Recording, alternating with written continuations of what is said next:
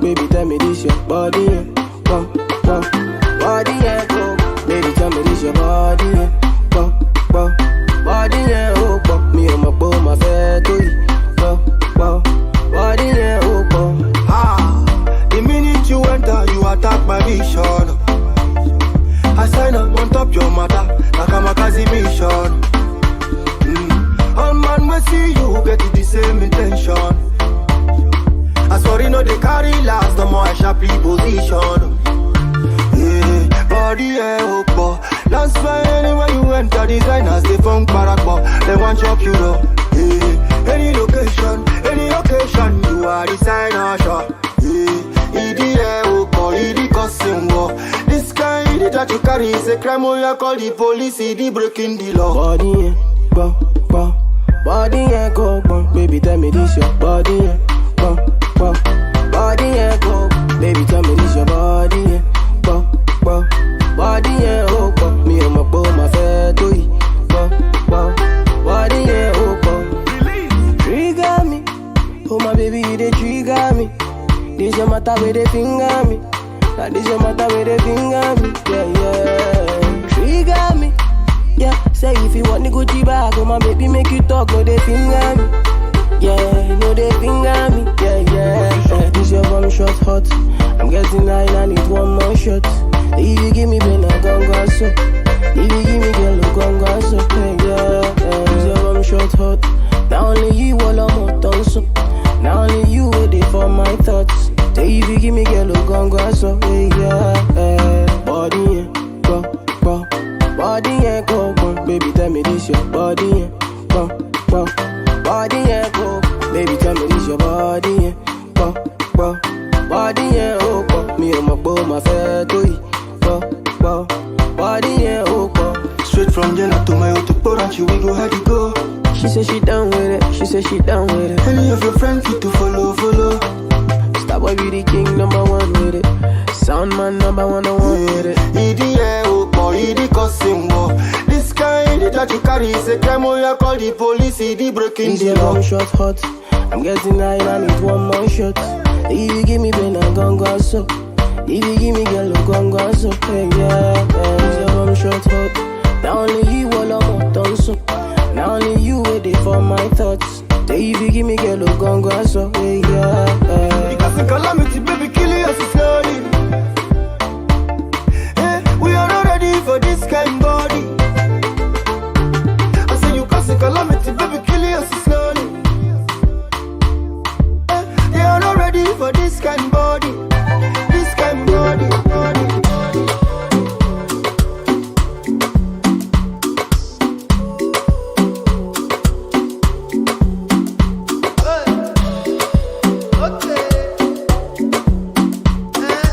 London. I know come this life to suffer. If I follow politician, you go hear am for paper. They go call am prostitution. Who no like enjoyment? If money dey for pocket, shebi na national budget. You, we go blow up like trumpet. Koroba, oh yeah, carry ya. Koroba,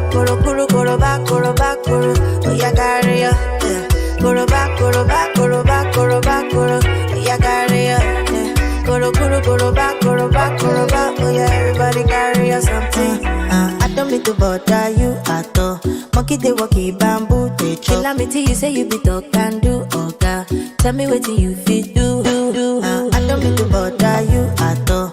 Monkey they walkie bamboo they chop. Calamity you say you be talk and do, oga. Tell me what you fit do. Koroba, oh yeah, carry ya. Koroba, oh yeah, carry ya. Koroba, oh yeah, carry ya. Koroba, oh yeah, everybody carry ya something.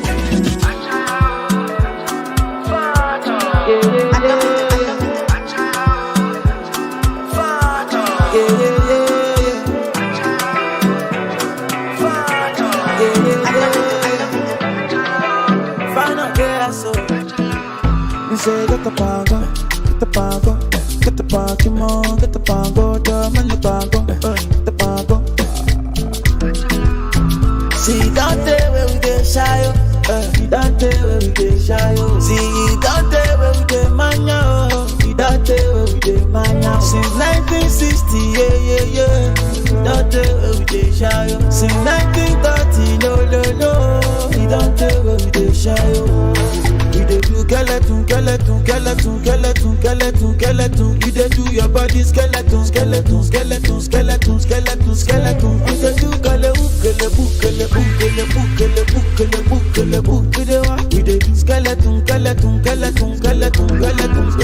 Get the freaking money on your body, bunny. Baby get pulani, you dey wine follow me. So tell me she meta kulani, but the bar show they do, you they do kulani. I say water, dirty pussy carter. Baby girl, you know say that's a body bad. If you want to do, then we got the party. Baby girl, you know you can never be a part of it. We dey do skeleton. You dey do your body skeleton. You dey do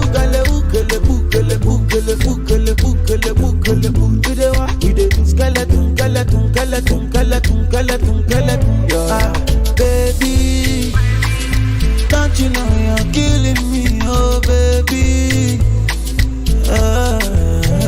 Oh no, baby, don't you know you're killing me, oh baby.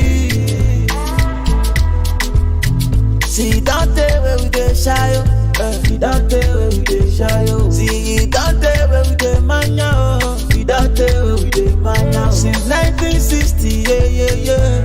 That day where we get shy. Since 1930, no. That day where we get shy. You dey do skeleton. You dey do your body skeleton. You dey do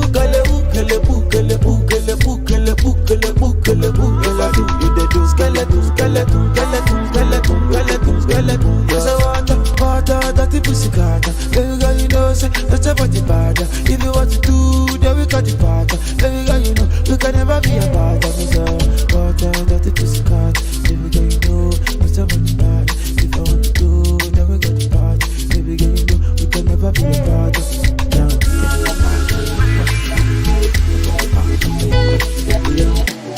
Big small stuff.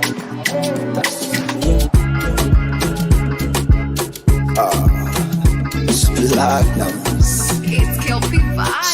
Get on, baby. Jaja, your body, Jaja. Jaja, your body, Jaja. No. Jaja, your body, Jaja. No. Jaja, your body, Jaja, baby. Jaja, your body, Jaja. Yeah. Jaja, your body, Jaja.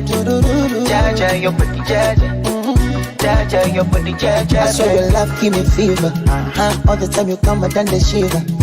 Now you be the one, just believe it. La diva, my diva. Oh, you turn Batman to Cena with your sexy body, Carolina. For your love, I go fight like John Cena.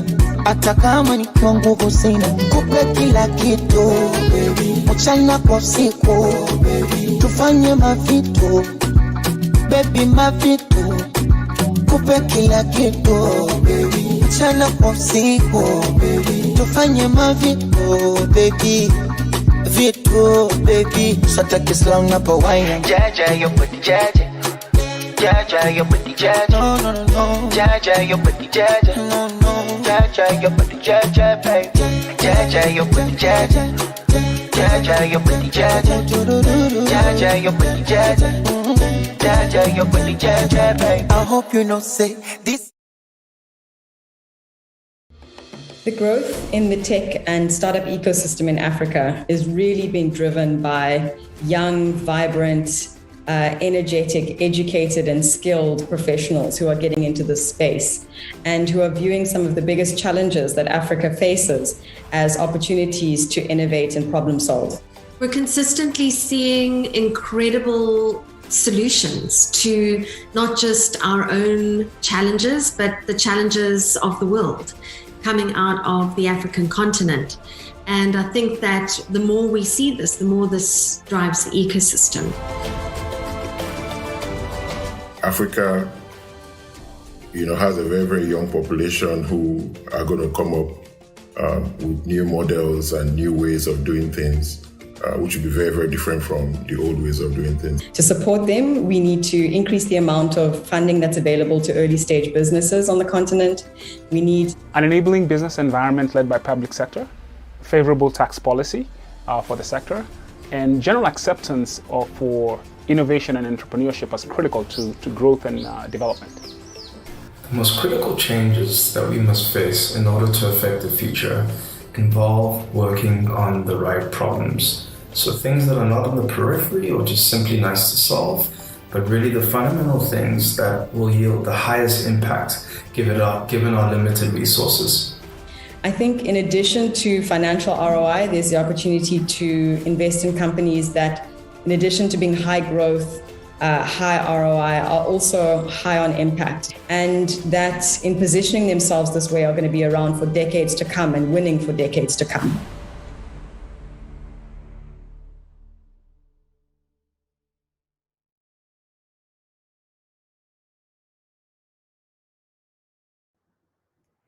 Good afternoon, everyone. Good afternoon, Johannesburg. Good afternoon, Lagos. Good afternoon, Nairobi. We chose this time just so that I could be able to say good afternoon to you all. My name is Dorothy Oko, and I head communications here at Google. And we are so excited that you could make time to be here with us and join us for what promises to be an exciting event. We've got a long agenda for you, well, short, with lots of things happening. We'll have a few talks, we'll have a keynote, and we're going to have a group of panelists who are going to be discussing about technology and the future of technology. So really glad that you could make it, and we hope that you're going to enjoy our short, packed afternoon together. Before we go on, let's do some housekeeping rules. One is our hashtag for the day, as you can see it on the screen, is Build for Africa. Build, B-U-I-L-D, number 4, Africa, A-F-R-I-C-A, Build for Africa. And please tag us if you can. On Twitter, we are at Google Africa. That's our Twitter handle. And if you're on other social media channels, just add at Google and we'll be able to get your comments.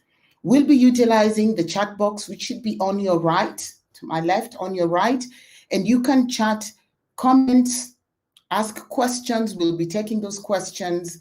And all we ask is that you be mindful and respectful to others as you type in your notes. The other thing we're going to ask is at the end, we will have a Q&A session. So start preparing your questions. And when you ask a question, please state your name, where you come from, or if you're press, the media house you're representing, and then type your question. And we'll be able to answer those at the end of the event. The live stream is being recorded and will be available for members of the press immediately after.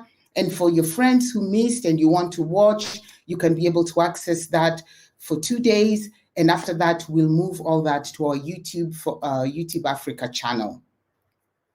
And so with that housekeeping out of the way, let's get into the real stuff.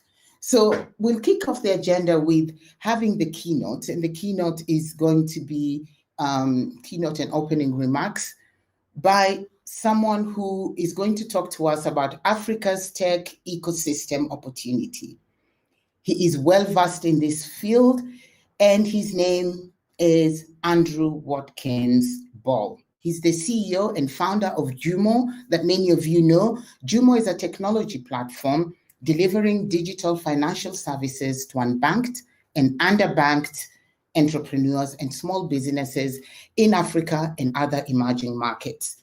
To date, more than 10 million people in Africa and Asia have saved or borrowed through Jumo. Andrew has worked in technology and financial services for nearly a decade. Prior to that, he successfully built and sold businesses, including Gateway Telecommunications, a satellite service provider that was purchased by Vodacom in 2008. He has spent 7 years in Wall Street Investment Bank, Salomon Brothers in London and in New York. As you can see, he's a money person. But I found out that he's also quite good at running. He actually challenged me, a Kenyan, who is good at running, and said what qualifies him to be a good runner and to compete with me, he runs after his 4 children round, and that has made him a professional. Welcome, Andrew. We're looking forward to hear you share more about Africa's tech ecosystem opportunity.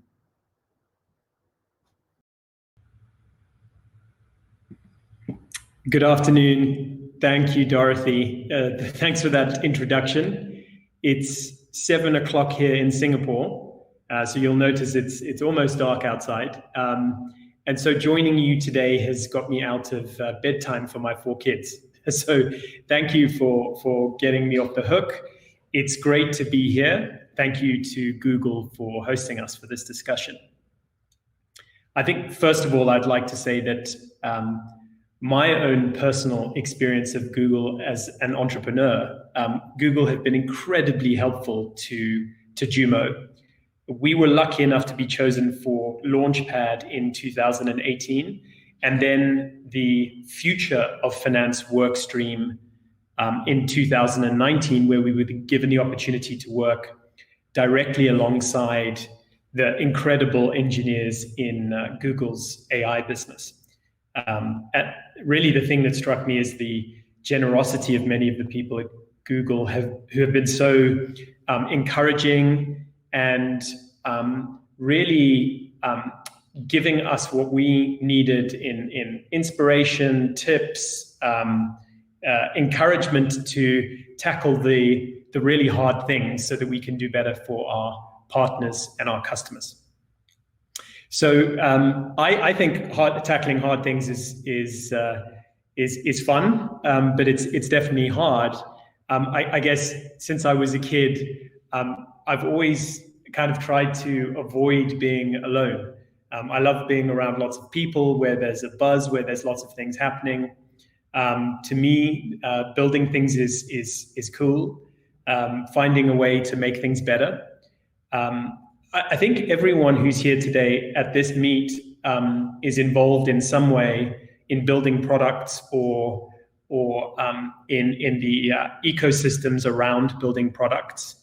And I just think we have an incredible opportunity in Africa today. Africa is young and vital, and the demographics are incredible. What happens on the continent over the next 20 years is important to everyone around the world, not just to Africans.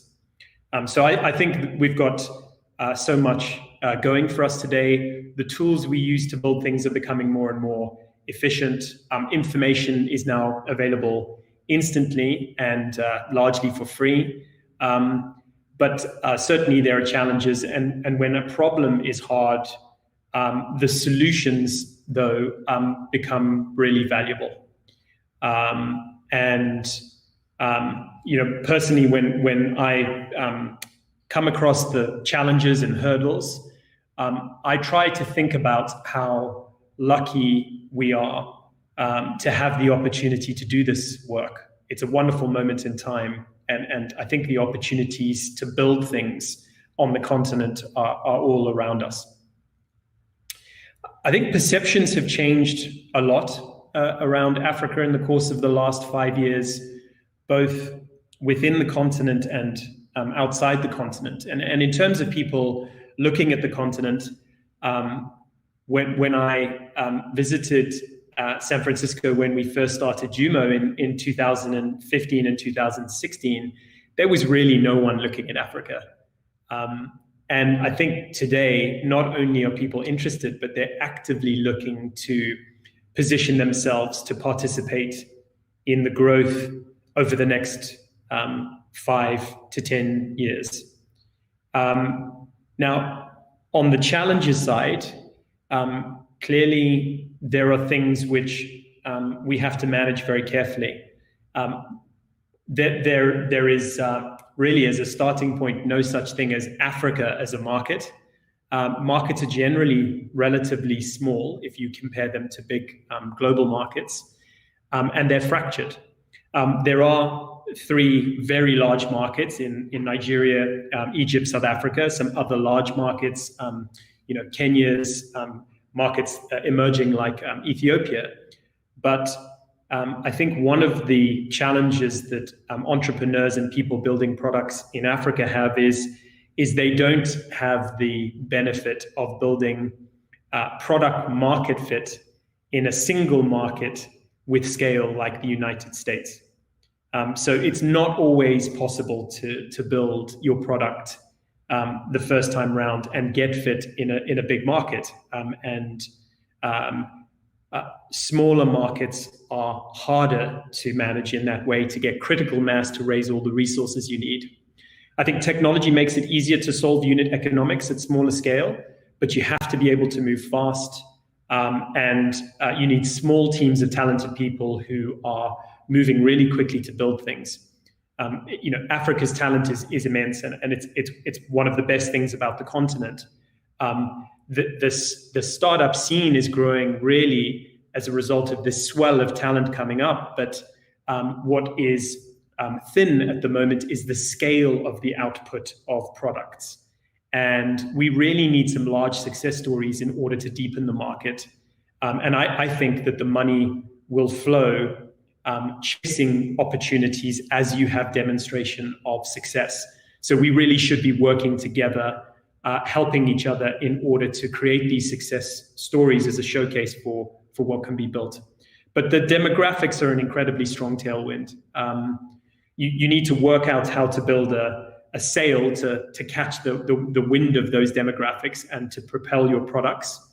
But there's going to be real interest around those demographics, I think, as an investment theme. Ironically, actually, as someone who's in a business which is quite heavily socially orientated, I don't think that social impact should be the focus for the majority of startups and grow-ups in Africa. I know it's a big theme at the moment, but I think it's far more important to local economies that the products are solving real problems and demonstrating value. And by value, I mean getting something that really works in customers' hands and that you can show unit economics to build an attractive business. So, don't rely on what I call selling jam tomorrow. You've got to be willing to drive hard results and show how your products makes money. I think we're starting to see some of the traction in some of the hottest payments sectors at the moment, like payments. It's really interesting to see the US capital that's been put to work recently in a prominent way, especially given the window of opportunity that's happened as a result of the pullback from some Chinese capital as a result of some of the regulatory changes that have been happening in domestic China. But China is still a large source of FDI. Obviously, if you take out construction, then the US, France, UK, and South Africa continue to be very important funders. But in the technology space, capital innovation still puts the US in a very interesting position. And the lure of the NASDAQ, things like US-listed SPACs, and very large, well-capitalized strategic players means that that's not likely to change anytime soon. Of course, we've seen what happened recently with Stripe and Paystack. So when you're dealing with that type of capital, that money's really picky. And if you can get it, it's great.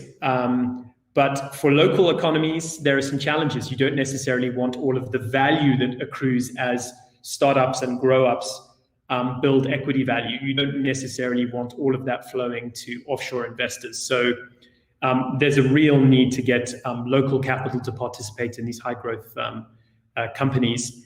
And I think there's valid criticism of pattern recognition obsession of some of the US investors, but it feels to me like that's changing slowly, and people are starting to look at the local drivers of outcomes and context and things that shape product behavior. And so I think, that being said, MTN's payments business and Airtel's payments business potentially spinning out and going to look for a separate listing could be very high profile, probably the highest profile tech events for Africa in terms of the capital markets and getting a lot of people to pay attention. So we know that developing local pools of capital is super important to develop the burgeoning ecosystems, and policy plays an important role. But regulators need to be careful, I think, to nurture rather than taking the easy option of creating large localization requirements. So working with companies in order to stimulate local capital involvement from the right pools of capital. But localization has to be managed carefully because they are very complex for companies to execute. And in the long term, I think could subdue economic development.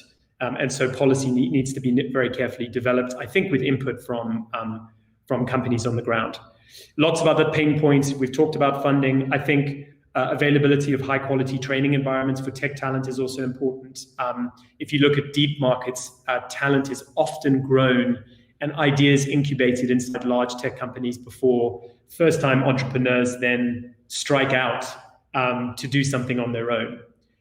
So the challenges include, regulatory uncertainty. Of course, we have currency volatility. We don't have a unified policy across Africa. But in general, there are lots of governments who are working hard in order to encourage investment in tech-related businesses, and I think it's very important to play a role in with all of the actors around the table, shaping that policy so that we can get the best results. And ultimately, having great products in customers' hands is going to lead to growth in value, good exits, more capital being invested, and more confidence in what can be done on the continent. So I see the public sector's role as enabling and being catalytic more than anything, investing in talent, and really at the core of that is nurturing the young people in Africa to be able to be productive and participate and be entrepreneurs. I'm constantly amazed by the entrepreneurial spirit that we find in our customers in Africa, and just being on the ground and listening to people about their life stories. So all of us have a role to play. There are big problems to be solved. Don't necessarily look for the answers outside of Africa. We need African talent, I think, delivering African solutions to African problems. But I hope that some of these were useful thoughts, and hope to be able to exchange ideas with you separately if any of this has caught your interest. Thank you very much. Good to be with you.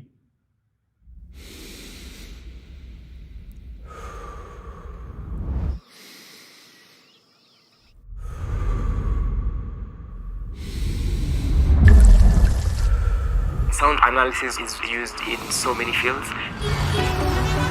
such as identification of music and the identification of the type of animal based on the sounds that they produce.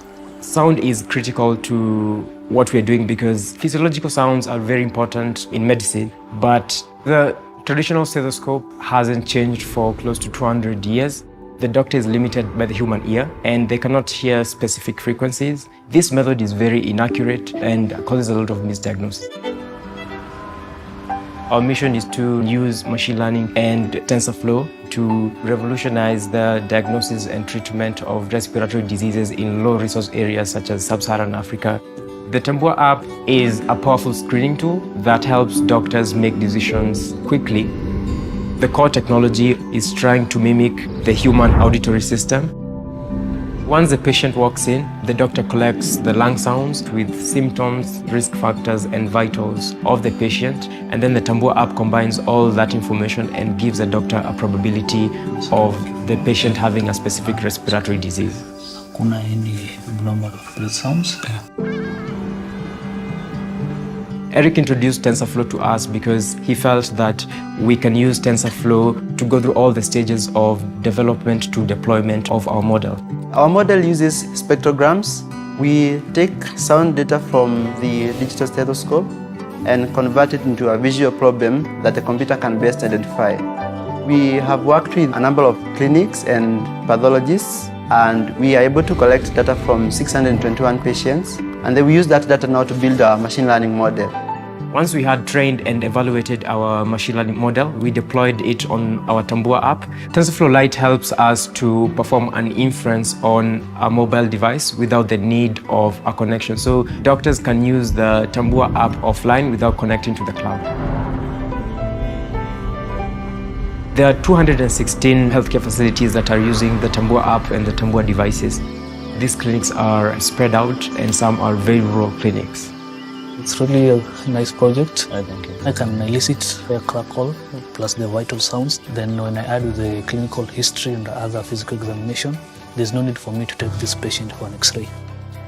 Misdiagnosis, which is one of the problems leading to deaths in Kenya, is really creating a menace. Tambua is helping me. It shows me even the things that I would have missed in case I had the traditional way of doing it. Over 2.5 million people die each year because of pneumonia, asthma, COPD, and pulmonary tuberculosis. I believe that we can use machine learning in treatment and management of these respiratory diseases.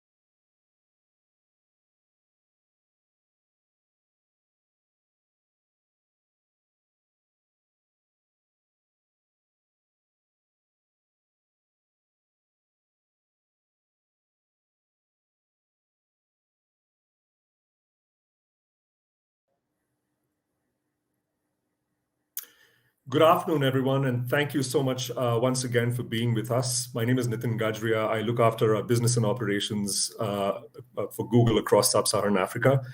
I'm especially thrilled to be here today and speaking right after Andrew. As Andrew said, one of the most exciting things about the startup ecosystem is that it is my firm belief that no one is better placed to solve or work on some of Africa's most profound challenges as tech entrepreneurs, startups, and developers on the continent are. They're really going to be the pillars through which we're gonna start working on some of the most profound challenges that Africa faces. Now, Google's commitment to the developer ecosystem and startups is not new. It runs deep. We've been working with the startup ecosystem and the developer ecosystem for quite some time. In fact, in 2020, Google and the IFC sponsored the first ever Africa Internet Economy report, which basically shed light on Africa's fast-growing internet economy, the potential behind it, and the amazing talent pool that exists right here on the continent.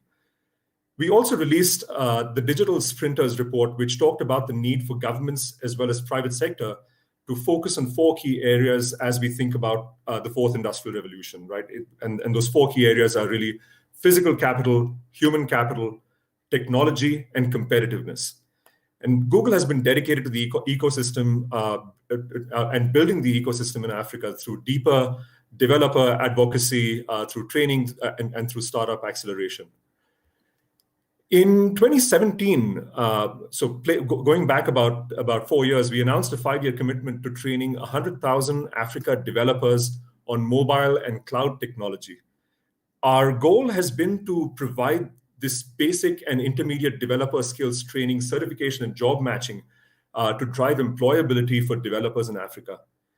We've designed the training program to create room for developers to acquire skills, resources, and networks that are going to be critical for them as they go along in their journey as developers.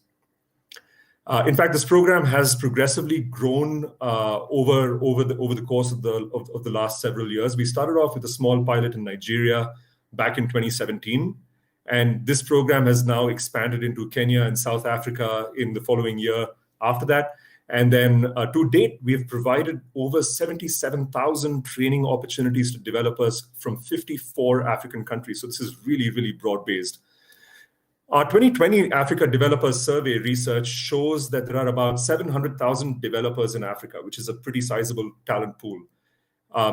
With the 77,000 scholarships that we've offered, this means that we've been able to touch about 10% of the Africa developer ecosystem who have benefited from this program. Now, we continue to see strong successes from the developer training program. You saw the video earlier, but we're seeing learners secure either their first job or career growth opportunities with this program. We're also continuing to work with our training partner, Andela, on a job network program, which is focused on bringing opportunities closer to these developers. And at the heart of the training program is really a peer-to-peer training model that helps the learners accelerate their learning experience.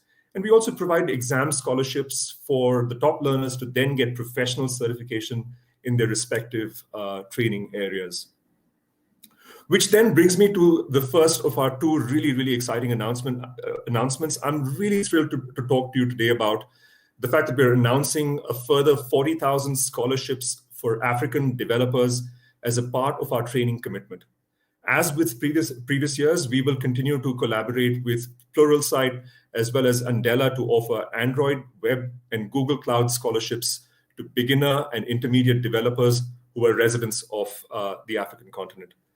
The top 1,000 students then at the end of the training will earn a full scholarship towards professional certification on Android or Google Cloud development. So I'm really, really excited about this development. So this is the first of our two very exciting announcements. A thriving developer ecosystem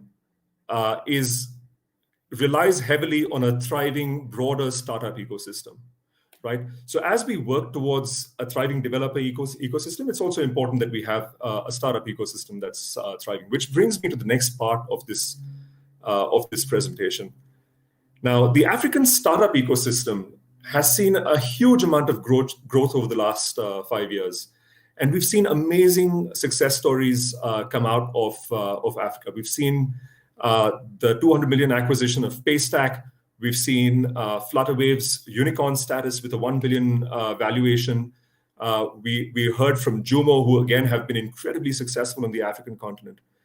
Google has and continues to support this growing impact and potential that startups have on the broader socio-economic development of the continent.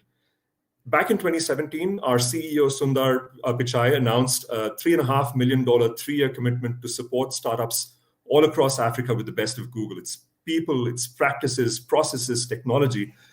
Now, the Google for Startups Accelerator Africa program has provided mentorship, technical and business training, equity-free support, and Google product credits to about 67 growth stage tech companies since the launch of this program back in 2018. I'm thrilled to report that these 67 startups are from 10 different countries from across Africa and have subsequently had great impact on the communities that they operate in, great impact on the countries that they operate in, and the African economy more broadly. They've created over 2,800 jobs, and they've attracted $72 million in investment. This program has supported startups from a myriad of different sectors, ranging right from fintech to healthcare and education and a whole lot more. This proprietary training and mentorship provided to these startups has helped to catalyze their business growth, improve their processes, help them build strong teams, and all of these things are simply essential to creating the longevity that's needed to solve some of Africa's most profound challenges that I talked about before. Now, through our alumni network, we continue to provide support and opportunities and pathways for startups in our community and the broader ecosystem. Which then brings me to the second of our incredibly exciting announcements. I'm thrilled to announce today that the Google for Startups Accelerator Africa program is going beyond the initial 3-year commitment and will continue to provide the best of Google's support to startups across Africa. Now, the applications for the 6th cohort of this program are now open until the 14th of May. and we will be selecting 15 of the most promising growth stage tech companies from across Africa to join this class. Starting in June, each selected startup will receive technical, product, and business training and mentorship over a 12-week period, as well as access to $100,000 in Google Cloud Platform credits to take them to the next level. So really, really thrilled to be making these two announcements. Now, while that brings me to the end of the announcements I wanted to make, we do have, next up, we will have remarks from Inuwa Abdullahi, who is the Director General of the National Information Technology Development Agency in Nigeria. He will be speaking on behalf of the Vice President of the Federal Republic of Nigeria, Professor Yemi Osinbajo. As the DG of the NIDDA, Malam Abdullahi has been leading an explosive growth in the development of IT infrastructure in the Nigerian digital economy. He is a thoroughbred IT professional with an impressive resume in public and private sector IT development, policy formulation, and IT governance. So please welcome Malam Inuwa Abdullahi.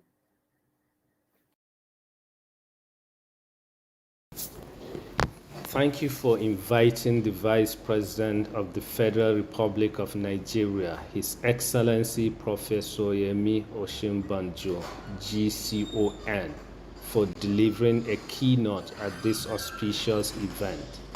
Up until last evening, the Vice President had a plan to provide the keynote himself, but lately he realized that he has to attend to other urgent national assignments, and he directed me to represent him. The topic, the African Startup Ecosystem Opportunity, is exciting because startup ecosystem is extremely critical to the future of our country and our continent. The startup ecosystem is vital to finding solutions to Africa's various challenges. Finding solutions to these challenges will determine if the continent's future as the next frontier for economic opportunities will fully be realized. Therefore, gatherings like this, startups and developer events organized by Google, must be supported and encouraged. Talking about finding a solution reminded me about Mo Ibrahim's journey to African telecommunications industry. Let me share an interesting story with you about Mo Ibrahim from the book Prosperity Paradox: How Innovation Can Lift Nations Out of Poverty. Mo Ibrahim, in the late 1990s, conceived the idea of setting up a mobile phone company in Africa, Celtel, where he saw numerous opportunities. But people laughed at him and said, Africa is a basket case full of dictators. It is a dangerous place full of crazy people who are all corrupt. But what was most important to him was the fact that Africa is a place where most people have never used a phone, let alone owned one. He saw things differently vis-a-vis the numerous potentials to create the market. Within 6 years, Celtel built operations in 13 African countries and gained 5.2 million customers. However, in few years' time, Ibrahim decided to sell the company, which he did for a handsome 3.4 billion US dollar. In such a short time, Ibrahim Celtel unlocked billions of dollars worth of value, created a new industry, and of course, millions of jobs in Africa. Globally, startup ecosystem is the most viable platform for innovators and entrepreneurs to take their ideas from inception to impact. It brings relevant stakeholders together to collaborate and bring something new to the world or new to your industry. There will never be a more perfect time to strengthen the African startup ecosystem than now, being on the verge of the fourth industrial revolution. The third industrial revolution was pivotal to unprecedented global economic growth in the 21st century. It disrupted traditional service delivery channels and accelerated the automation of factories and manufacturing processes using electronics and information technologies to expand the reach and create prosperity. Africa hopped along and missed out. The countries that captured maximum value from the third industrial revolution have become more prosperous and built solutions that improved service delivery in all aspects of lives, from education, healthcare, food production, to manufacturing efficiency and speed. Today, Africa is presented with another opportunity, the fourth industrial revolution, which will shape and create the next frontier for economic opportunity. It will be the catalyst for future economic activities that will bridge the divide between rich and developing countries and remove physical borders and barriers, maximizing the utilization of digital technologies as a source of inspiration across economic sectors.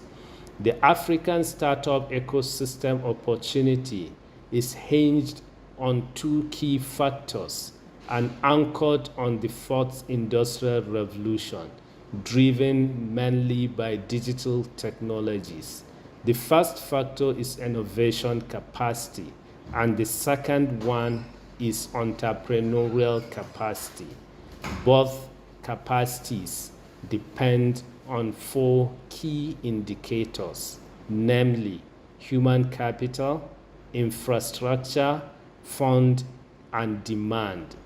Human capital, being the first indicator, means that African startups must realize that they are only as strong as the value of the human resources they have. Therefore, startups like Andela, Wootlab Innovations, and Decagon are vital as they are involved in producing skilled talent. With this, Africa can become the next hotbed for professional talent that will provide local solutions and export their skills and solutions to a global market that actively seeks such value. This is why we highly valued Google developer space in Lagos. It is the first in Africa, and it speaks to the position of Nigeria as a leader in the digital skills and startup ecosystem in Africa. The investment attracted by our startups confirmed the position. Recently, Flutterwave announced new funding of $170 million US, and Stripe acquired Paystack for more than 200 million US dollars. Other Nigerian technology companies like InterSwitch have raised funding in the hundreds of millions of dollars. According to Startup Genome, Lagos is the most valuable startup ecosystem on the continent. It has between 400 to 700 active startups valued at over 2 billion US dollars. Fintech is the most prominent sector in the Lagos ecosystem, but other sectors are emerging, with startups like Flying Doctors, 54 Gene, Helium Health, and Life Bank blazing the trail in the healthcare sector. And Thrive Agric, Affects Commodities, and Probity Farms making waves in the agriculture and commodities exchange space. The opportunities for investment and disruption remain very high in the continent, same as the opportunity for hubs and other innovation centers to serve as enablers and anchors for our promising startups. As government, we are working with relevant stakeholders in the private and public sector to ensure that startups receive every support they require to take their ideas from inception to impact. As part of our ease of doing business reforms, we instituted the visa on arrival policy, which allows any person outside ECOWAS to get a visa on arrival in Nigeria. This policy means all African startups and entrepreneurs seeking to expand their business into Nigeria will have a more straightforward process. We are also reconvening the Technology and Creativity Advisory Council, made up of public sector and private sector stakeholders in the ecosystem, to advise government on policies and programs to support the ecosystem. Through the work of this council, we are currently engaging with the African Development Bank to set up a 500 million US dollar innovation fund, which will provide support for the ecosystem across 4 pillars: infrastructure, finance, skills development, and technical assistance for an enabling environment. In 2019, the federal government launched the National Digital Economy Policy and Strategy for Digital Nigeria as a sustainable roadmap to accelerate the development of the digital economy in Nigeria. The policy is designed to catalyze the digital ecosystem development in Nigeria and deepen innovation quality to promote innovation-driven enterprises that target the global market. The federal government also has many initiatives to support the ecosystem through various agencies. Firstly, the National Information Technology Development Agency has been at the forefront of supporting Nigeria's digital innovation ecosystem. Last year, as the COVID-19 pandemic wreaked havoc worldwide, NIDA engaged the ecosystem to devise strategies to aid business continuity for startups and developed schemes to support and sustain the ecosystem. The engagement led to initiatives such as Technology Innovation and Entrepreneurship Support Scheme, National Center for Artificial Intelligence and Robotics, National Innovation and Entrepreneurship Center, etc. as a sustainable programs to continuously upskill and support the ecosystem. The initiatives will include mentorships, capacity building, and acceleration funds to strengthen the ecosystem. Secondly, the Nigerian Export Promotion Council has the Export Expansion Grant, which can be accessed by companies with a minimum annual export turnover of 5 million naira. This is particularly useful for Nigerian startups seeking an expansion into other African countries and thus seeking to take advantage of the African Continental Free Trade Area.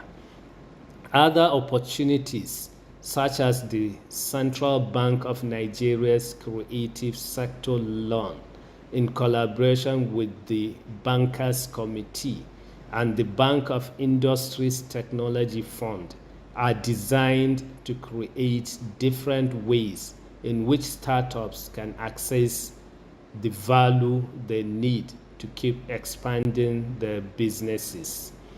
I must further reiterate that there is no exhaustive list of approaches to make sure our government creates an enabling environment. For example, we are working through the Federal Ministry of Communications and Digital Economy to deepen digital identity through NIN registration and build broadband infrastructure backbone across the country. This is part of our National Broadband Plan, which is designed to deliver data download speeds across Nigeria of a minimum 25 Mbps in urban areas and 10 Mbps in rural areas, providing access to at least 90% of the. When I was growing up, my parents wanted me to become a medical doctor. I was opened to the world of programming. I had to go with my own choice. I've always been curious at how tech works ever since I was a young boy. I was introduced to web development. Then I picked up Android development. Being able to create my app and share it and showcase it was fascinating. I just started creating my own apps. I came across a program by the Handle Learning community in collaboration with Google Africa. I was fortunate to be part of it. I moved to Düsseldorf in 2020. It's been quite an interesting ride. I'm adapting as time goes. I got enrolled in the Udacity Nano Degree Scholarship. I will say it was actually a game changer for me. My network of professional Android developers grew.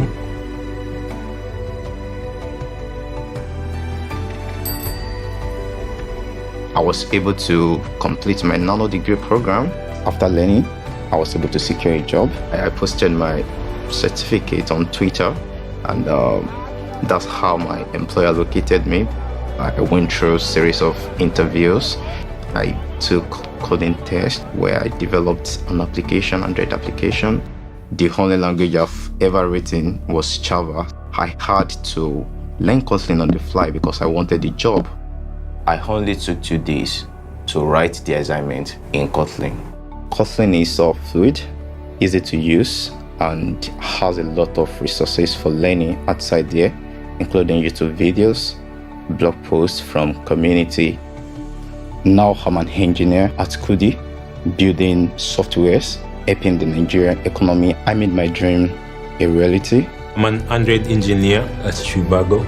About 95% of the Trivago app is written in Kotlin. We write less boilerplate code. The code is more concise.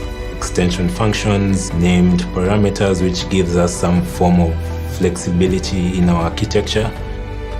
I'm in the early part of my career.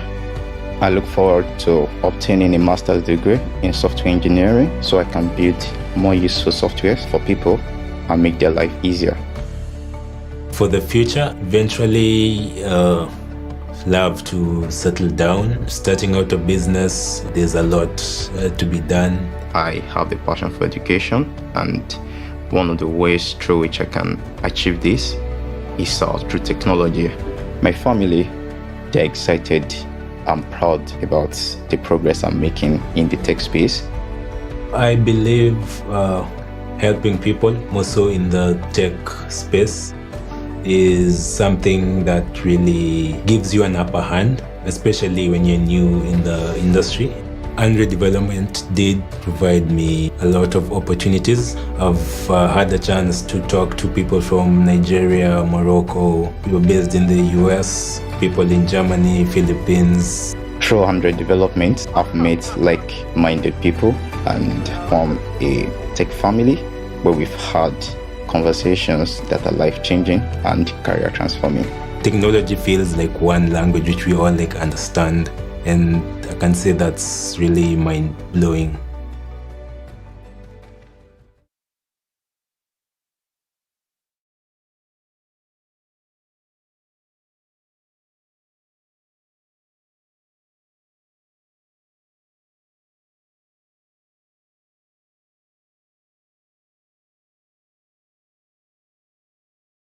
Significant growth over the last 5 years across critical pillars such as talent development, quality, quantity, and diversity of startups, and very, very importantly, funding. Hi, everyone. Thank you for joining today. My name is Anyedu Dobong, and I am the developer ecosystem team here at Google, based out of the Lagos office. Today, I'll be talking to three very interesting executives of startups on the continent. And I'm going to quickly let them introduce themselves, starting with Agnes from Mandela. Hello, everyone. I'm excited to be here. My name is Agnes Mudani, and I head up the learning community for engineers at Mandela. Philip? Hi, my name is Philip. I'm from AC Group, one of the co-founders, and happy to be here with you. Tito? Hi, everyone. Thank you so much for having me. My name is Tito Oga. I run a health tech startup called Helium Health, based here in Lagos, Nigeria. And our goal is to sort of accelerate healthcare using data and technology. Yeah. Thank you very much. Staying with you, Tito. Helium Health, I believe, was founded in 2016. What challenges were you looking to solve in the health sector? And if you take a look at last year, 2020, can you talk about some of how did the pandemic change your company's trajectory and product strategy? Of course. So, the reason why we started Helium Health, we looked at all the other sectors in Nigeria, our home country, and we saw that healthcare was almost a forgotten sector. We had seen that, in areas such as banking and finance, how technology had allowed us to leapfrog many challenges that we had. Same thing with oil and gas, same thing with even telecoms. However, healthcare, maybe because of aid, maybe, because healthcare is seen as a social service, it was one of the sectors where we hadn't invested enough in technology to be able to help us grow. And as we all know, you can't do anything without data. So, everybody complains and says, why is our healthcare sector so horrible or anything like that?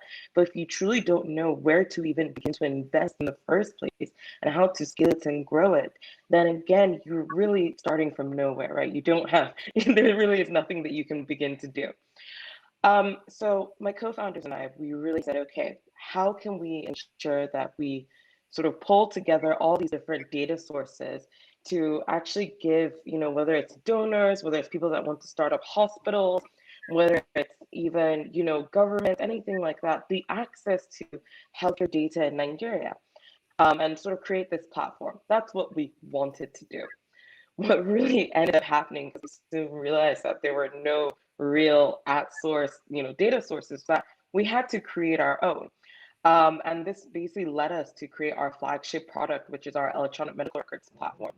As we all know, sort of around the world, that this isn't anything that's brand new or we didn't invent it or anything, but we realized that the best way to be able to begin this process of transforming our healthcare sector is let us create this product, hospitals use it, we collect data at source, and in turn ensure that government has access to it, and even hospital administrators have access to it to be able to improve their services, which is exactly what we're seeing, right?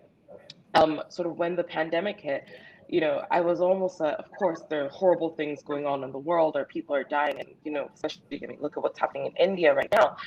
But I was happy because for the first time, people are actually paying attention to healthcare.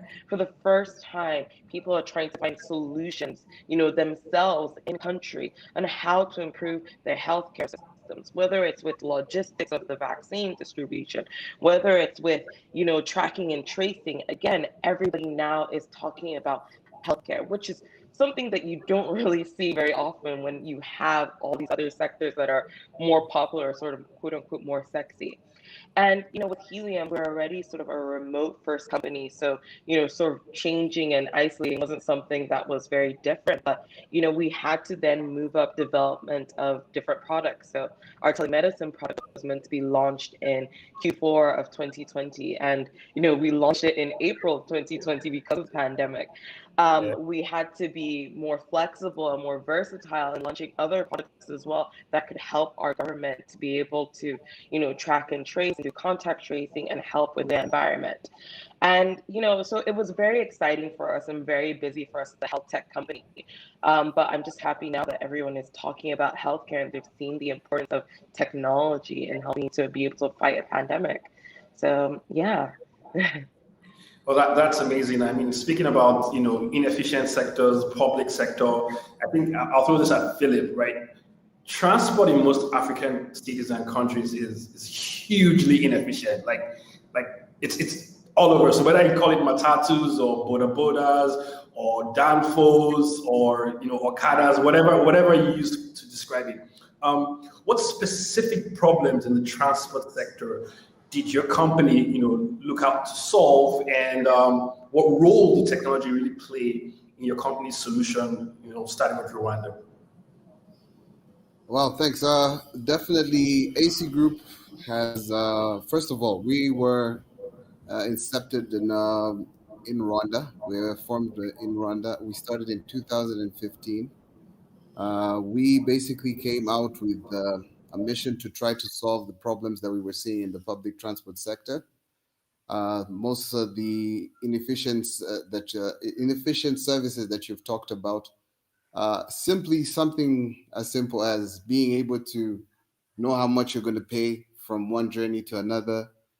This is not affected by the weather. This is not affected by the mood of the person who's driving the matatu or the bus, or based on the, let's say the graphics of the vehicle, different things that add up to a different pricing. In Rwanda, we were able to, before, let's say around 2013, 2012, there were no routes, there were no set fares. There was definitely the will from the government to try to support or try to help the sector itself. But there was a tool that was missing, and the job to be done was definitely identified by us. So we created a system that's able to at least help the government to set fares for all the public transport buses that are actually operating within the sector. And from that, we've been able to collect data. And this data has been able to help all the stakeholders from the government side in terms of launching the infrastructures, in terms of deployment of vehicles and different things that help the sector itself, to the actual operators being able to convince financial institutions to assist them to be able to invest into expanding their fleets, which, this definitely pushes their ambitions further. And down to the passenger themselves, being able to predict how much am I going to pay today, having to also provide a safe environment for the passengers, instead of you having to be, we've seen many cases where people are being harassed, people are robbed. I've been a victim of all of this, but I had also seen something that has, worked. I had the privilege of going to school in Canada, so I was able to see what efficient transport means and what it does for the economy itself. But just the data itself, I mean, that's one of the biggest things that we've seen that has added value to all the stakeholders around. Awesome. That's really, really very telling. And you've talked about the role technology has to play in all this. I'm sure you have a host team of developers. You're always looking for more. Everyone's always looking for a CTO. Agnes, this comes to you. I mean, companies, all the enterprises, would-be founders, require a broad range of skills and talents, from entry level to the highest level, to power their ideas, bring their ideas to life, bring innovation into their companies. Can you briefly describe some of the initiatives you've been involved in, Andela has been involved in driving this entry-level skills at scale, because you need a lot of people, but much more at the top of the, or at the bottom of the funnel, however you put it, you need very specific, high-quality skills, especially when you're trying to build a skill, built for millions. Can you tell us a little bit more about what Andela is doing there? What you've been involved? Sure, that's a great question, Anyedi. So let me first of all start off with what Andela does. Andela is a vertical talent marketplace made specifically for technologists, which allows us to hyper-focus on the needs of engineers. So for companies like that of Tito and Philip, who may be looking to build engineering teams quickly and cost effectively, we help these companies achieve this goal. And the way in which we do this is we do this by helping our customers assess, source, and match global engineering talent that will deliver against the organization's product roadmap. Now, Andela continues to offer learning opportunities through our Andela Learning Community, which has trained over 77,000 engineers by virtue of our partnership with Google and other technology companies. Andela's genesis and roots started out in Nigeria, in Lagos, and even after pivoting our business to focus on hiring more experienced engineers and expanding globally, we continue to invest in early stage technologists in Africa by giving them access to gain employable skills in the world's in-demand technologies. And this is one of the ways in which we continue to connect brilliance with opportunity. Now, through partnerships with tech companies like Google, we've been able to offer several different learning tracks that grow engineering skills for entry-level technologists and actually help them to access quality opportunities that help them to advance in their careers. Well, that's really very impressive. So I think by helping solve, I mean, we heard from the Africa Economy Report that there's estimated 700,000 developers across Africa, concentrated in places like Nigeria, Egypt, South Africa, Kenya. So there's more talent, right? And then if you look at funding, because I was talking about growth over the last 5 years, some of the records we see say that just in the first quarter of 2021, over $630 million or more has even been raised, and this is for the large ticket sizes, not even the small ticket sizes. So I want to put this to Tito, right? So when you look at your business, right, and how far you've come, and like how much you even accelerated in 2020, increased funding, more availability of talent. Do you think it is easier now to start a company than it was 5 years ago when you started Helium Health? And let's even look forward. What do you think really needs to be done to make it even much, much easier to start a company, say 5 years from now, maybe in 2026? So, I have mixed feelings about this question, right, and how to answer it. Most definitely, there is more increased talent. There are more startups. There's more funding.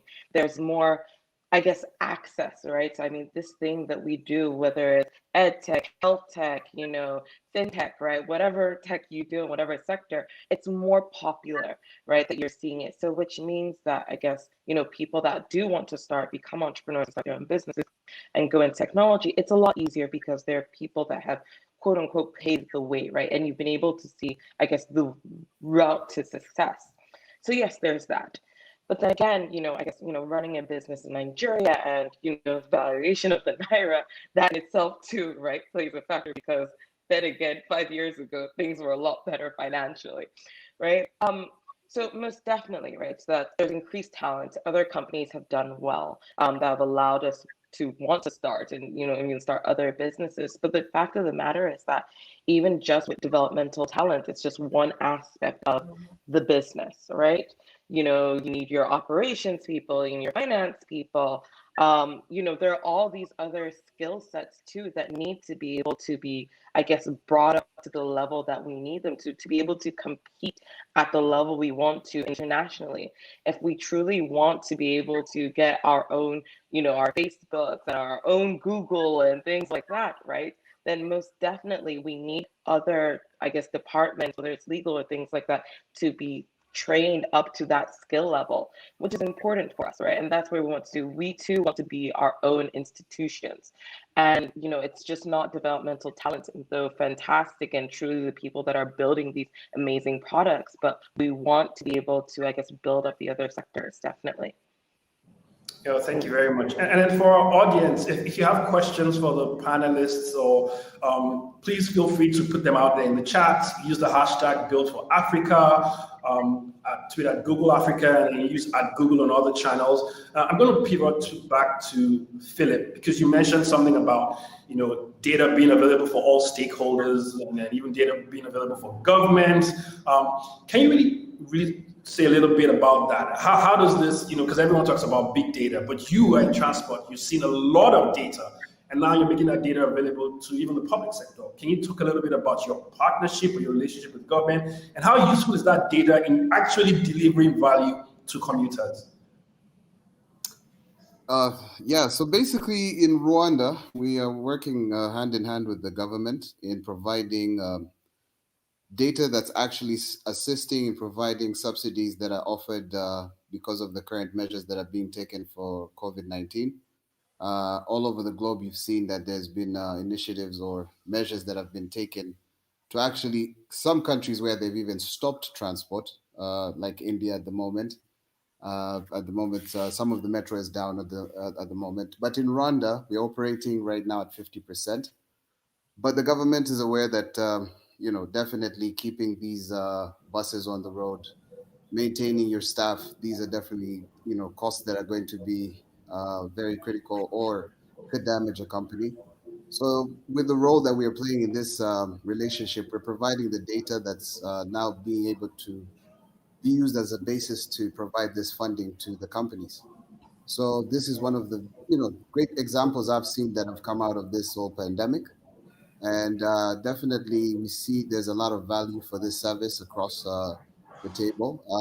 Even in Kenya, as we speak, we're also working with NTSA. That's the National Transport Association, that's basically oversees all the SACCOs. And that's the idea again. We are trying to do contact tracing. We're trying to make sure that we're able to provide data that's able to assist in any kind of way in helping in keeping this pandemic in a situation that's controllable. Using data. Well, that's very good. The fact that you can actually deliver subsidies based on data. My follow-up question, and I think you touched on it, and I'm also going to bring this back to Tito as well. So as you think of growing your business, expanding your footprint, having more impact on the continent, what does expansion look like? Are you psyched up to take another inefficient sector of the problem space, whether it's agriculture or renewable energy or education, or is expansion for you trying to break out into other countries? So if you can talk a little bit about that, and then I would also come to Tito to just ask about whether you're thinking of going into other countries or you're already in other countries, or what that experience is like, even partnering with government across geographical borders.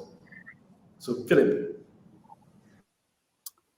So definitely expansion is one of the critical things that you have to do, especially with times that we're in as a company, as a startup on the African continent. But working with government is they're very critical stakeholder that you have to definitely incorporate in this mix for this to work. So we are definitely being very careful, obviously looking out for the right countries with the right set of leadership in terms of thinking and what the implementation role is going to be and how we can play a role in providing this tool to get the job done. Tito? Yeah. So for us, healthcare is more than enough, right? When there are more than enough challenges and problems to be able to solve with in healthcare with technology. So definitely sticking with healthcare. But for us, we actually have expanded. So, we're across 5 countries right now: Nigeria, Ghana, Liberia, Kenya, and Senegal. Of course, majority of our clients are in Nigeria, but really for us, expansion is sort of growing our products in these other African countries and really getting a better foothold. And perfectly like what Philip said, government is an essential partner, especially in the healthcare sector. The majority of healthcare actually occurs in the public sector. So really, if you're saying that you want to make changes or if you want to do anything within healthcare, you must involve the public sector and government, and you must sort of carry them along and ensure that your technology works for the problems. Yeah. Yeah, great. Agnes, yours is a different question, and you've talked about talent acceleration.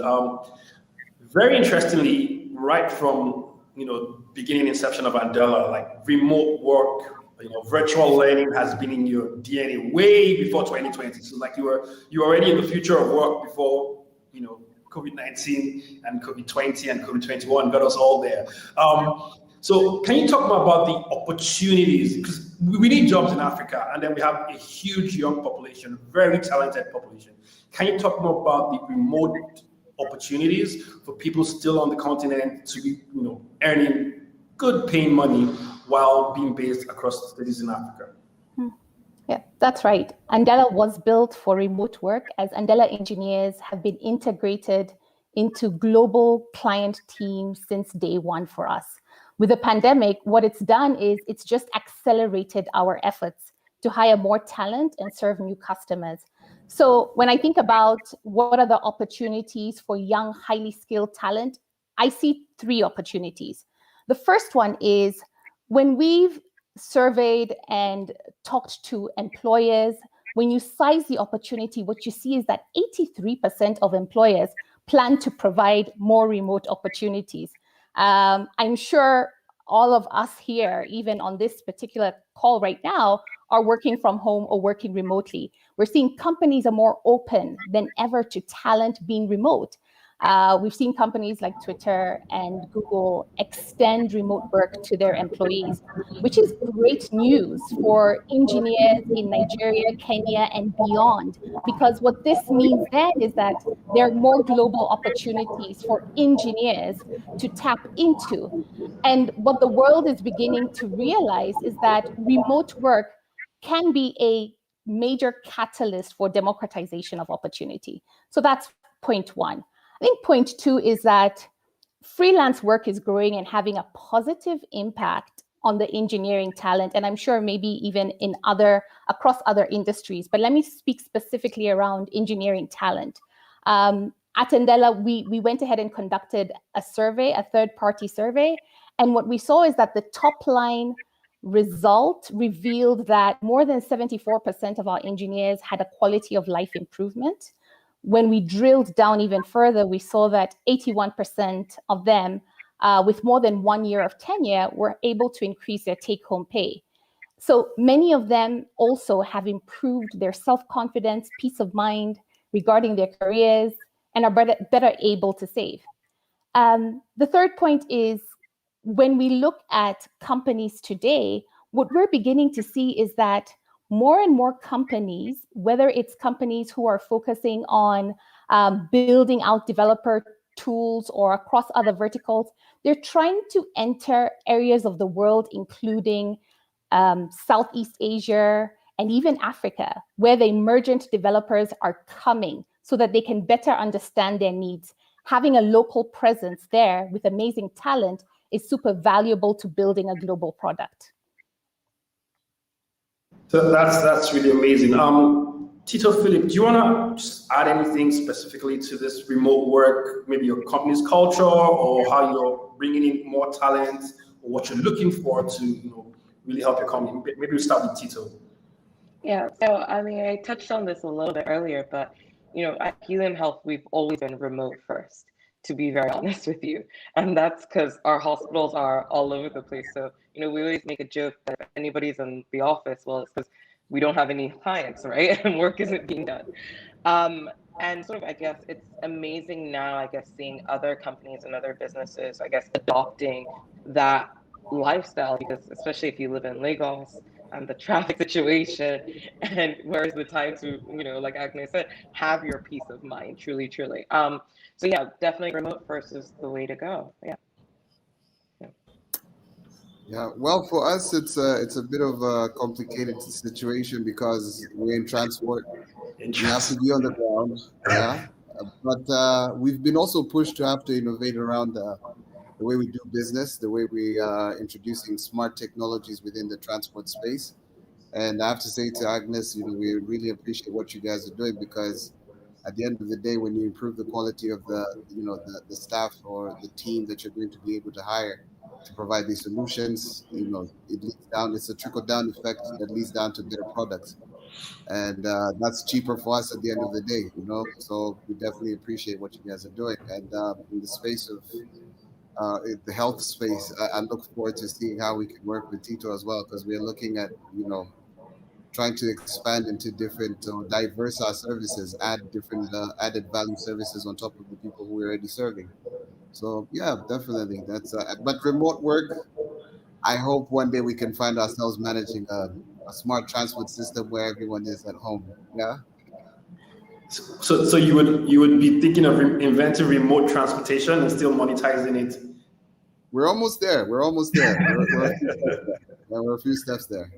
Okay. I know we're short on time, but we have a few questions.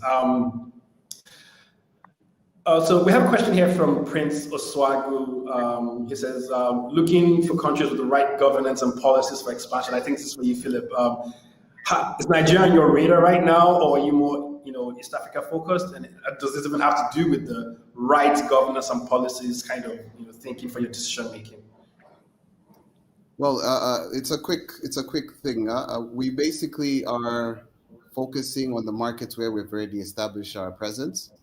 Why we again, we are insisting on making sure we have a strong government relationship in this mix is just that we know the role that they will have to play in terms of implementation of this project, but also having strong partnerships. That's something we're looking forward to.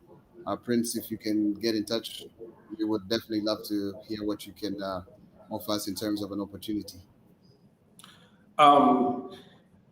For Agnes, there's a question here. I mean, you've excited some people, thinking about remote work, earning high-paying jobs, good money. So what are some of the skills that we need as African developers? And I think there's even non-technical skills that are also required, to increase employability at home and abroad. So what are those top skills you're looking for, or you see are in high demand right now? This comes from Anojite. Yeah, that's a good point. I mean, when we look at it from an engineering perspective, there are definitely those in-demand technologies currently that are in need. And so I would definitely say, take a look, go to our website, please proceed to apply there. We do have a number of available jobs in that regard. Even beyond engineering, one of the things that we're also seeing is that a lot of organizations, and I'm sure, Philip and Tilo can attest to this, is that, we're beginning to see that organizations are looking for leaders with a product mindset, right? And so what I would say is building out that capability of thinking about how do you build a product in a manner that is helping you to solve a real and relevant problem. That's something that is important. And then even like when we look at some of the other core skill sets that continue to be in demand, that cut across different industries and different roles, your ability to problem solve, your critical skills, those are important and core competencies, together with creative skills as well and communication skills. Yeah, great.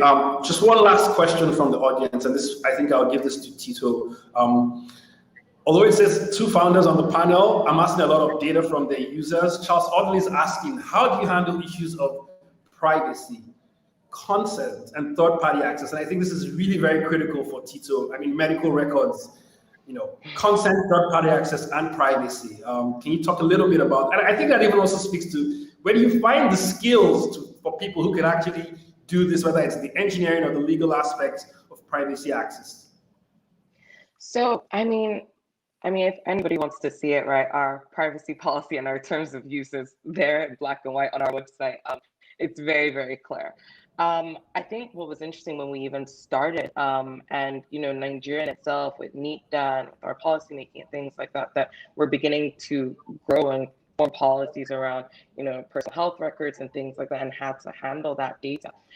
But when we started, we were the ones even advising hospitals about the way they were even sending us information, or their information and their clients and their patients and things like that. Because again, you can't send me via WhatsApp somebody's health records or something like that, right? You can't send it to my private email or information like that. So again, just even that kind of advice, or not giving us, I guess, non-identifiable information, it was very important for us, right? And again, I guess building that trust as well with our clients, and them seeing that, somebody famous's health records aren't all of a sudden all over a blog or anything like that, again, was very, very important. But ensuring that, again, and reassuring them that the data that is being used is non-identifiable, patient information, which again, everybody wants, right?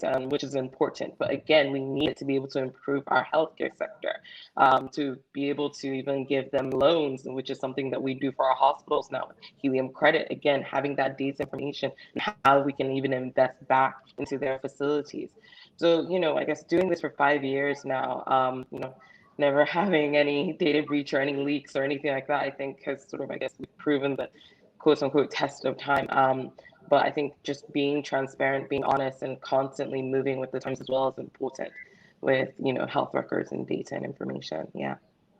Thank you so much, Tito. Philip, so we're going to wrap up now. I think what I want to take from you, first of all, Philip, there was a response. Someone says he's going to get your contacts and stay in touch with you. Thank you for your response.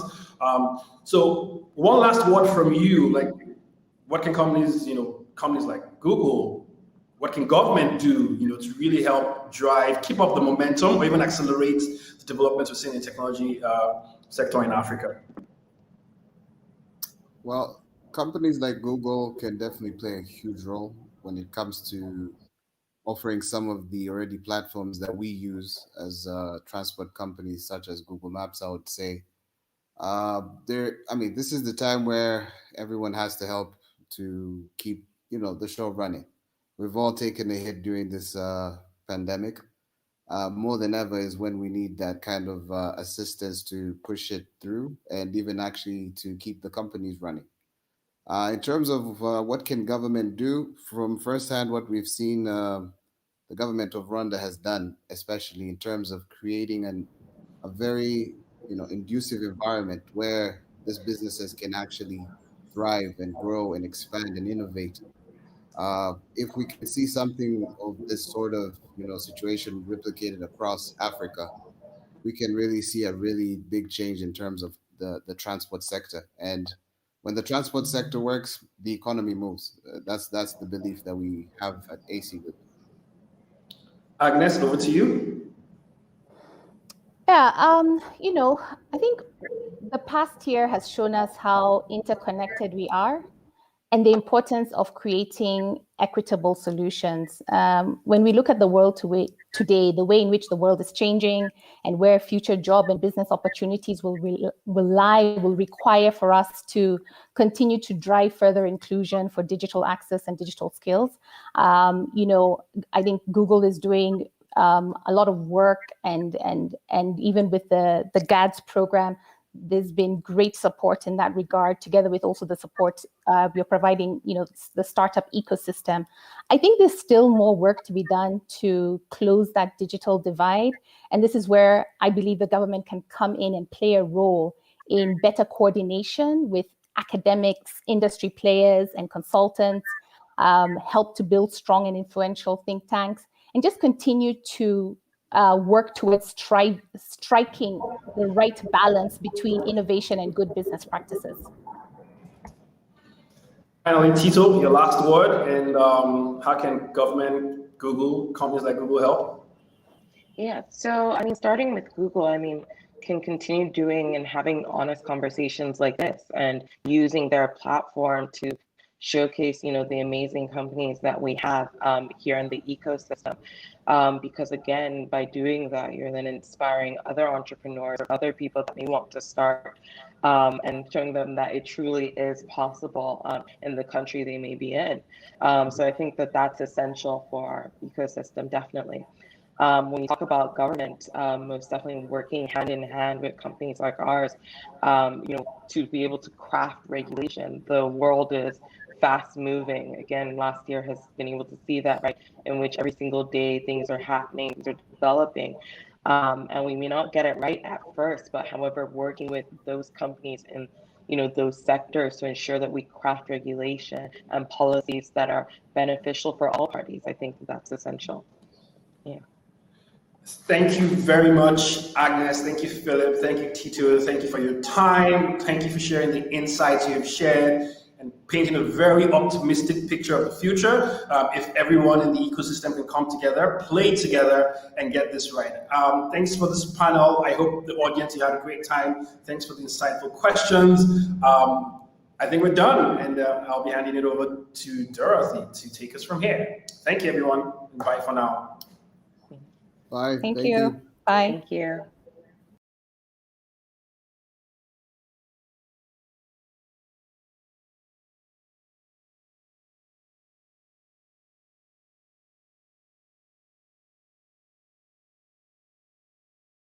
Thank you. Thank you, everyone. Thank you, panelists. Thank you, Philip. Thank you, Agnes. Thank you, Tito. You've been amazing. And thanks, Aneri, for leading that panel. So mine is just to say thank you to everyone. We really appreciate the time that you've given us, and we hope you're excited about the startup ecosystem in Africa.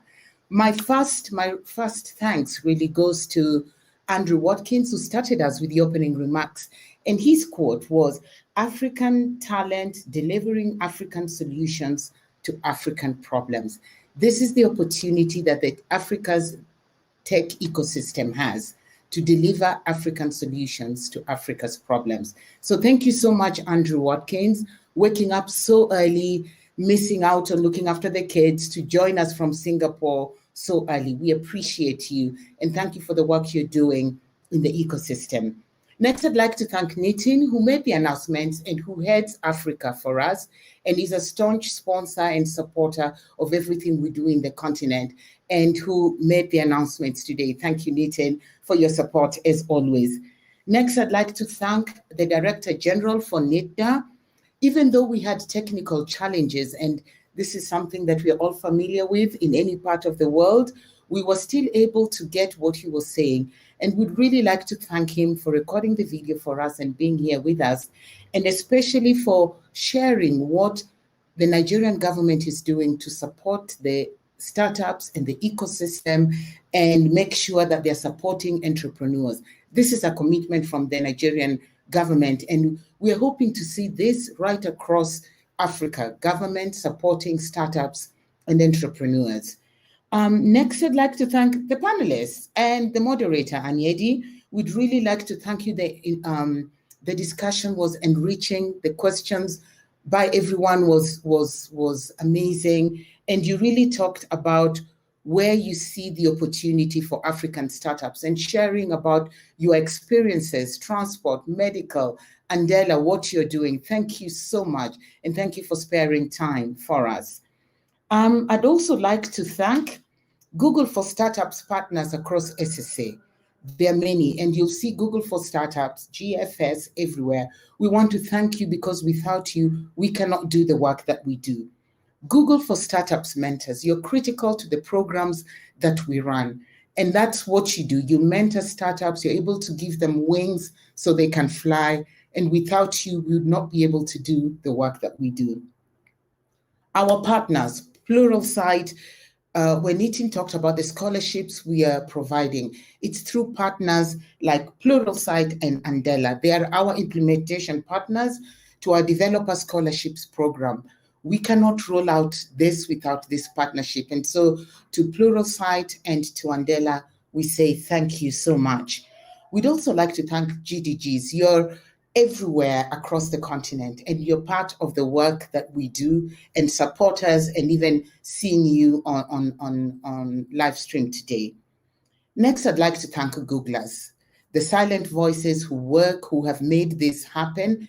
And there's a whole team of people, some you haven't seen here, who have been working tirelessly in the communities, making sure and bringing all these parts together.